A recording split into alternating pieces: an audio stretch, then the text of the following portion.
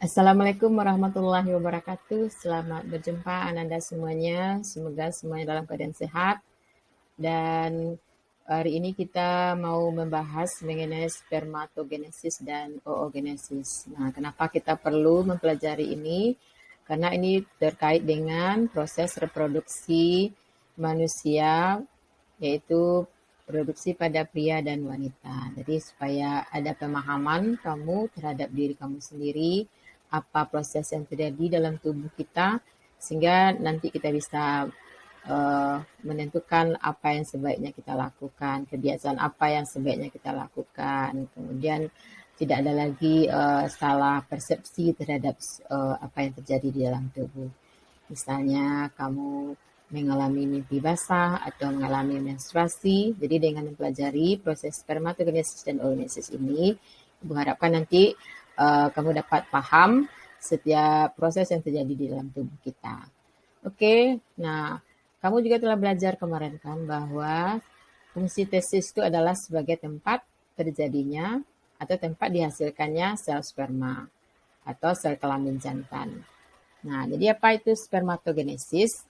Ya, proses pembentukan sel sperma atau spermatozoa. Di mana berlangsungnya? Yaitu terjadi di testis, tepatnya pada tubulus seminiferus. Jadi ada bagian pada testis itu yang disebut dengan tubulus seminiferus yang merupakan sebuah saluran yang cukup panjang. Di sanalah proses pembentukan sel sperma terjadi. Nah, kapan proses pembentukan sperma ini terjadi? Ini terjadi pada saat anak laki-laki atau kamu sudah memasuki usia pubertas. Jadi, kalau kamu setelah pernah mengalami mimpi basah, artinya keluar sel sperma saat tidur, itu artinya produksi sel sperma kamu sudah dimulai. Nah, bagaimana dengan yang proses yang sebenarnya itu?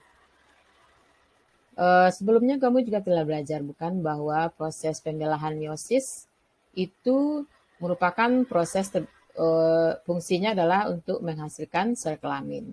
Nah, jadi proses spermatogenesis ini adalah proses pembelahan meiosis.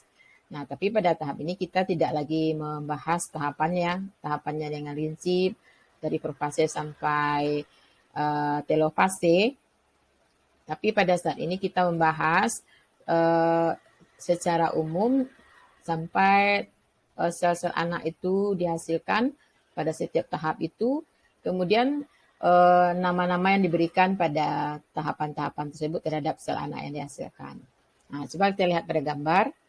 Nah, spermatogenesis ini tentu harus ada sel induk untuk menghasilkan sel sperma ini. Nah, sel induk tempat dihasilkannya sel sperma ini kita namakan dengan spermatogonium.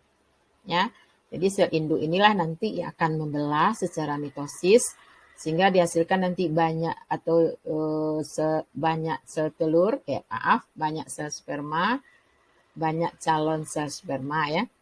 Nah, sel-sel yang dihasilkan dalam proses mitosis ini kita sebut dengan spermatosit primer.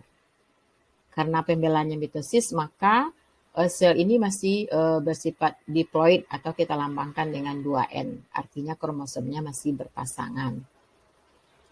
Nah, pada saat ini kromosomnya sudah mengganda dan siap untuk melakukan pembelahan meiosis lagi.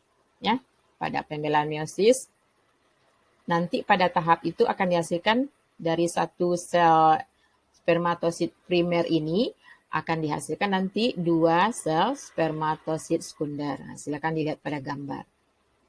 Pada tahap meiosis 1. Jadi pada akhir meiosis 1 nanti dihasilkan 2 sel spermatosit sekunder. Jadi sudah ada namanya, sel anak itu namanya spermatosit sekunder. Nah, spermatosit sekunder ini akan mengalami pembelahan meiosis yang kedua. Nah, sel akhirnya adalah karena ada 2 sel spermatosit sekunder yang membelah, maka akan dihasilkan 4 sel anak. Nah, keempatnya memiliki bentuk yang sama. Nah, kemudian 4 sel anak yang dihasilkan itu diberi nama dengan spermatid. Ya, karena sudah pembelahan meiosis, maka selnya kita sebut dengan haploid atau dilambangkan dengan N. Nah, kemudian apa lagi yang terjadi? Nah, spermatid ini akan mengalami diferensiasi. Artinya dia akan mengalami perkembangan sehingga nanti terjadi perubahan dari bentuknya. Dari spermatid yang bulat akan berkembang menjadi seperti bentuk kecebong atau berudu ini. Ada bagian kepala, ada bagian badan dan ekor. Nah, kalau kita lihat dari segi bentuknya, mungkin tujuannya bentuknya seperti ini tentu kalau ada ekor supaya dia bisa bergerak nanti di dalam sebuah cairan. Ya, cairan sperma supaya sel ini bisa bergerak. Oke, itu tahapan mengenai spermatogenesis. Nah, bagaimana pula dengan oogenesis? Apakah sama? Ya, tentu ada bedanya, Bu. Mungkin itu kata kamu kan. Ya, memang karena ini yang satu untuk proses sel sperma dihasilkan kalau untuk wanita kita sebut dengan sel telur atau ovum. Jadi boleh kita lihat. Jadi bisa kamu jawabnya, apa itu oogenesis? Ya, proses pembentukan sel telur atau ovum. Di mana terjadinya? Iya, betul di ovarium. Ya, ovarium. Kamu sudah belajar alat reproduksi wanita kan? Ya, di ovarium. Tetapi bedanya dengan yang laki-laki, kalau pada wanita proses pembentukan sel telur ini sudah dimulai sejak kita dalam kandungan atau sejak anak perempuan berada dalam kandungan. Nah, pada tahapan apa proses itu terjadi dalam kandungan? Nah, kita lihat. Nah, oogenesis ini sama dengan spermatogenesis, sel induknya kita namakan dengan oogonium. Nah, terjadi pembelaan mitosis, terbentuk oosit primer. Nah, sampai pada tahap oosit primer inilah yang terjadi di dalam kandungan. Jadi, bayi yang baru lahir sudah mengandung oosit primer. Nah, pada saat menstruasi pertamanya terjadi pada seorang wanita, maka berarti proses meiosis 1 dengan meiosis 2-nya sudah berjalan. Nah, apa pula bedanya proses meiosis 1 kita bandingkan dengan spermatogenesis tadi? Bisa kita lihat pada gambar.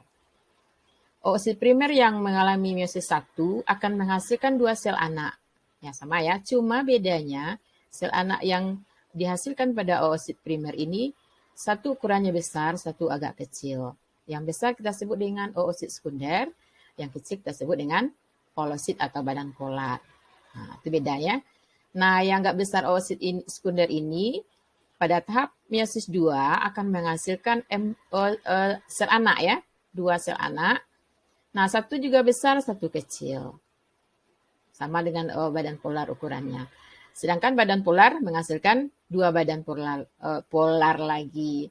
Jadi berapa badan polar dihasilkan? Nah, kita hitung 1, 2, 3. Ya kan? Ootit ini yang agak besar inilah yang akan berkembang menjadi ovum atau sel telur. Jadi berapa dihasilkan sel telur dari satu oosit primer? Iya, hanya satu. Yang 3 gimana? Ya, tidak berfungsi, tidak bisa berfungsi sebagai sel telur. Nah, itu perbedaannya dengan spermatogenesis. Yang lambang N itu menandakan ya selnya bersifat haploid. Yang 2N berarti diploid atau berpasangan kromosomnya. Nah, mengenai kromosom ini nanti lebih jelas akan dijelaskan nanti pada bab berikutnya. Oke, sampai di sini bisa kamu ya membedakan spermatogenesis dengan oogenesis. Bisa menjelaskan prosesnya. Oke, ya berarti silakan nanti Ananda jawab pertanyaan Ibu ini. Kalau diperhatikan tadi, insya Allah bisa menjawabnya dengan benar. Apa perbedaan spermatogenesis dengan oogenesis? Ya, boleh dilihat dari proses hasil atau mungkin sel-sel yang terlibat. Oke, silakan ya, sebutkan minimal 3. Kalau lebih dari 3, alhamdulillah. Oke, sampai di sini pelajaran kita hari ini. Nanti kita lanjutkan pada materi berikutnya. Terima kasih. Assalamualaikum warahmatullahi wabarakatuh. Bye.